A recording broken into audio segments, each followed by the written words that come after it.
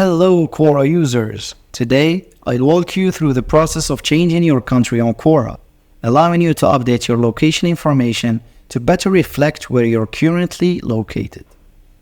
Start by logging into your Quora account using your username and password. Once logged in, you'll be ready to update your country information.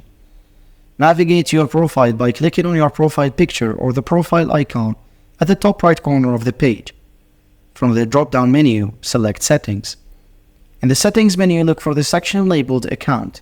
Here, you'll find options to manage your account settings, including your country information. Find the Country section and click on the Edit button next to your current country. This will allow you to select a new country from the drop-down menu. Click on the drop-down menu and select the country you'd like to change to.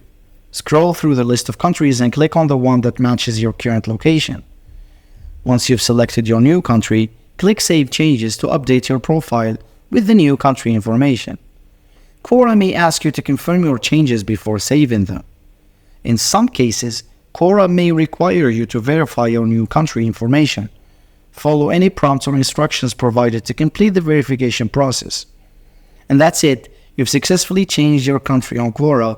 Your profile will now reflect your updated location information. Thanks for sharing, and don't forget to subscribe.